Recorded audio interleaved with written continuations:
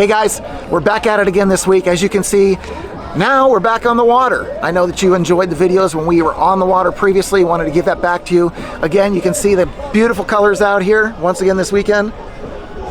Starting to get a little busy out here. It's not going to be like one of the functions we were on previously, like the H2O Fest we came out to before. It was completely packed. That's what you're going to find on holidays. But when you come out on a weekend, you know, this is a nice weekend, slight breeze, no real rain in the forecast, so here we are. Anyway, we're going to be talking about the pros and cons of living in Florida, particularly Southwest Florida. And Carl Russell here, he is one of the new team members. He's somebody you might end up working with if you work with our team. And he's going to help me out going through some of the pros and cons of living in Southwest Florida in 2023. We're getting after that next.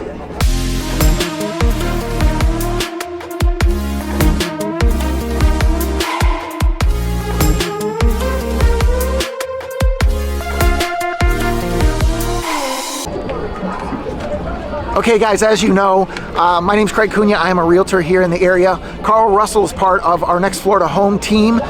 He's going to be assisting in all the different facets of business, so you might speak to him sometimes, might speak to me sometimes, but you get the whole team working with us. Contact information's on the screen, so if you want to discuss a property search or anything in particular about living in the area that you're unaware of, reach out to one of us. We'll make sure that we answer all your questions. But to start this pros and cons list off, Carl's going to be taking the cons, I'm going to be taking the pros, and we're going to give you as much information without overdoing it. And if you have more questions specifically, just reach out to us. We'll be happy to answer it. All right, Carl, go ahead. Hit me with the first con that you have for living in Southwest Florida in 2023.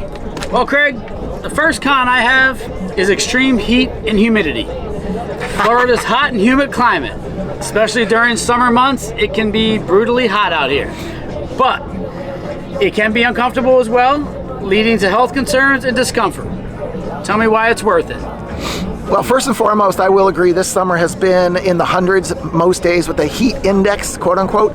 90s is generally where the temperature is. Humidity kicks it up like that. But I will tell you that my pro for it is the year-round tropical climate. Yeah, it's hot. That's tropical. But I also flew into Minneapolis to go to Wyoming. It was 100 degrees there. So Minnesota gets 100 degrees in the summer and freezing in the winter. So I think I'll take year-round tropical climate and all of this that goes with it.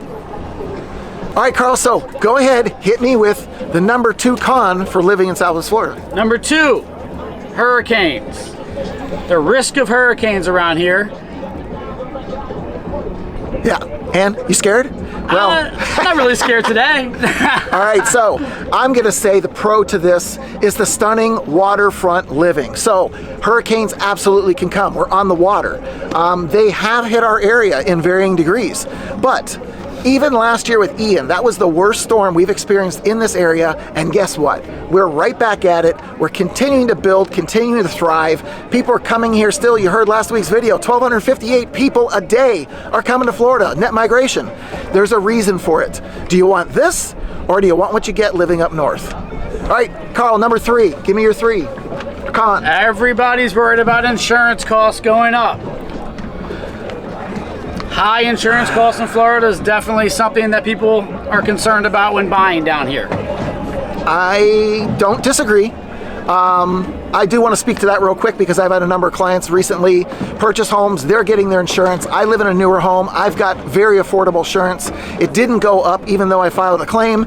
So a lot of it comes down to location, type of home, and if you've got all the credits that you get for the facets of your home, the 3 nails in your hurricane straps, and if you have built after 2005, you're going to have updated codes, and in most cases save more money. So newer homes, lower insurance. But yeah, the only pro to that is go new construction. I don't have a pro to necessarily put with that, but I will say one of the pros that's being outlined is affordable housing. And I know you're going to sit there and kind of chuckle through your teeth about that one, but it is very affordable. If you want to live in Florida, you can still get a condo here in the hundreds or low 200s. A single family home, I'm finding them now in the mid 200s. So if you want to be here, you can do it affordably. The interest rates make it a little harder, but we'll be talking about that in a minute. Carl, give me number 4. Number 4 con. All right, higher property tax. All right. Why do you think that is? What's the number one thing for higher property tax? And nobody thinks about when you're saying, oh, my home is worth so much. Higher property tax goes correlated with the value of your property. Boom. And there's the problem. It's a con only because people think about the expense, but you're not thinking about that lovely thing called equity that everybody wants, but nobody wants to pay for. So I'm going to take that con away. Good job. It's called reality, and it's everywhere throughout the country. That's what it is. Anybody that has increased property value will have increased property taxes. That's just the way it goes. There's no way around it. So try New Jersey. No. Yeah, well, I'm going to hit my number 4. Pro is actually showing a strong job market, and I know that your first thing is going to be, yeah, but you don't pay that much down there. Well, it kind of depends on what your specialty is, what your skills are, what your education is. I mean, it's like anywhere else in the country. You can have a poor paying job in New York City if you didn't get an education or you don't have experience. That's just what it is. Same thing here. Now, we have a lot of construction. We have a lot of new businesses coming in. We need a lot of leaders here too. So it's not just the young kids that are trying to learn a business. There's professionals that make a good living managing different businesses and different companies coming in the area. So plenty of work here if you want to be here. Health field is still very strong, and again, construction is going to be thriving for many years to come. And don't forget, since COVID, back in 2021, I believe, a lot of remote employees right now. So tons of remote. A lot of corporations allow you to work from anywhere. Hey, Carl. Yes, if sir. you have to skip on your list, look real quick. What does it say about schools on the cons list? Education concerns. We don't feel that this area has the quality and level of teachers that our children deserve. What do you say about that? I don't know, because everything I see, it says we have top-rated schools. And if you, there's something you have to think about. I have a son, he's 14 years old. Carl has a son, what grade is he in? He's in 3rd. 3rd grade. So we've got a 9th grader and a 3rd grader. Those school levels vary greatly in ratings. Elementary school, middle school, there's generally an A-B rating with almost every school locally. As soon as it hits high school, it goes to a C and a D. Any interest in guessing why? What is different about high school than the other 2 groupings? Girls and sports. These are now teenagers or boys. So these are teenagers. Their interests are varied. And my son is never home. He's out running, doing something, because that's what teenagers do. So when your interests and concerns are somewhere else, your grades suffer. That's more what the ratings are about. It's not the quality of the teachers, the quality of the schools. It's the kids. And that's everywhere. Because I was one of those kids growing up, and Carl, I know you were too. Just a little bit. All right, jump on number, let's see, that was number 5 for schools. Let's go back to environmental concerns. All right, hit me with that. What are they saying about a con being environmental concerns?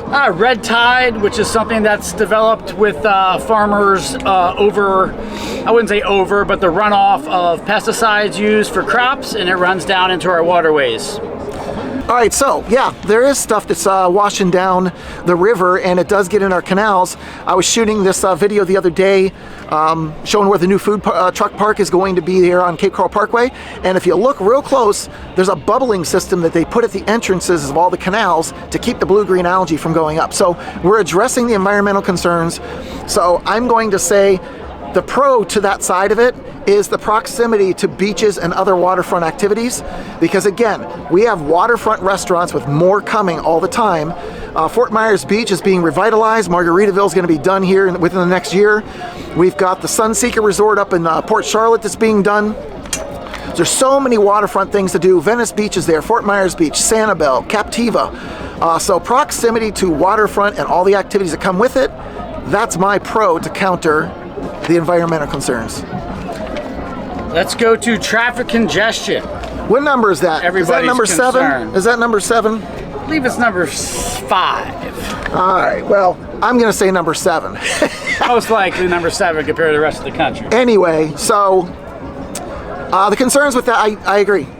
We are seeing more and more traffic, but what the city's also trying to do is diversify the area. That's why the new Coral Grove Town Center is being put in the northwest. We have a new ABC Liquor finally up in the northwest, because the only one previously was in the southeast. So we're bringing things out to the northwest to spread the city out so there's not so much congestion. Many roads do have 2 and 3 lanes of width, but what it really comes down to is if you're a driver down here, be respectful. If you're a left lane lingerer, which you know I absolutely despise, get in the right lane, let people pass, keep things flowing. Can you help me out with that? All right, so I'm gonna say, let's look at community events. Just because the fact all this congestion, you're thinking about all the people. Yeah, well, there's a lot of events for those people. That's what's bringing them here. It's not just having the stores and the shops and the beaches. We have events. There was a music walk last night downtown Fort Myers. There's bands set up on every street corner, and they're having a great time. If you're into adult beverages, you can partake in that too freely. Walk the streets with your beverage. What about the concerns of the retiree dominance down here? Well, that would be the next con, which I think what the problem behind that is that people think that since retirees have all the money, they're going to take all the good properties and take all the good things. They don't have a schedule. They're going to be in the restaurants at 3:30 in the afternoon and basically dominate until 7 o'clock because, you know, they go to bed early too. And I also believe in the last 20 years, we have our average age in this Southwest Florida area has gone from 65 to the mid 40s. Mid 40s is absolutely correct. I've heard anywhere from 42 to 47, so that is the median age in our area now. So this is not an old person's place. And quite honestly, especially with all the remote workers and all the professionals coming in the area, it's not just an area for retirees anymore. This is for families, it's for every age grouping. And once again, we talked about affordable housing. It is here if you look for it. What about the mosquitoes? Man, those things, annoying, huh? All right, so that's probably con number 9 is the bugs and mosquitoes. It's not just mosquitoes. We have these things called no-see-ums. They bite harder than a mosquito. The itch lasts forever. And you've obviously heard about the flying cockroaches. People love those. While it's not an insect, the geckos and frogs are everywhere. They're crapping on everything. So more messes to have to take care of. So yeah, we do have our negatives, and you know, we do have black racers and other kinds of snakes here. Thankfully, not too many poisonous ones. And we can't forget gators because everybody's so fixated on a gator. Well, you know what? For as many people that are fixated on gators and being afraid of them, I've seen a bunch of people also trying to approach them, and just the silliness. It's kind of like out in Wyoming hearing about all the people who are approaching bears and elk and moose. It's like wildlife is not meant to be trifled with, and you shouldn't do it here either. And personally to myself, I'm from the Washington, D.C. area. The bugs are not any worse here than they are up there. Hey man, Pennsylvania was full of mosquitoes too, so I absolutely get that. Let's pretty much end it up with limited public transportation, being that we're not a metropolitan area as of yet. That's true. Our walkability rating is poor, especially here in Cape Coral. Our bus systems don't go far. We do have Uber. There are bike lanes. If you've got 2 feet, you can walk. But yeah, transportation it'll be an issue if you don't have wheels. I'm seeing more and more people on electric bikes. I'm seeing more and more of the Grom motorcycles and scooters. So those are more affordable ways to travel if you need to. But kind of in that same vein, I'm going to talk about outdoor recreation, because not only all the waterfront stuff, that's my pro, I'm going to throw in the water recreation is part of it, but it's all of it. We have these bike trails. We have what's called Tour de Cape every year. So big bicycling groups go out and kind of do like the Tour de France. There's a little competition. We have golf leagues here. We have bowling leagues. We have, again, all kinds of places to go with paddleboarding, kayaking, boating, water skiing, diving. So outdoor activities, there's a plethora of them. Anything you can think of. We do even have hiking here. Now, it's not hills kind of hiking, but you can hike. There are some trails in the area. Mountain biking is also in the area. So plenty to do if you're one of those people that needs to be active all the time. Do you have any more cons for me, Carl? I do not, and I'm still here. He's tapped out of cons? I'm tapped out of cons, and I'm living here with all the cons I just said. Well, I'm loving it. And I'm gonna give you 2 more pros, because somewhere in there we got mixed up on our numbers. But 2 of them, we have diverse dining options here. There's many people here from other countries that you may not be aware of. We have a big German influx, so there's different foods that you're going to find there. There's some Indian places here that are also very good. So it is rather diverse. And if you can't find it here, we are within 2 hours of Tampa, Miami, Sarasota even. Yeah, Sarasota's great food. They have great food as well. Great art. A lot of that, and accessible. So the other thing is the cultural diversification. We do have the Barbara B. Mann Center here that brings in a lot of entertainers. The other day down at the Germain Arena or the Hertz Arena, we had Thomas Rhett and a couple other entertainers, and this year it's been constant. Jason Aldean's been here. So we have a lot of different entertainment options that are more cultural. If you're somebody that's into art, I do know the Sarasota area, Tampa, Miami, they have plenty of different venues for that. But if that's your gig, you're going to find it somewhere nearby.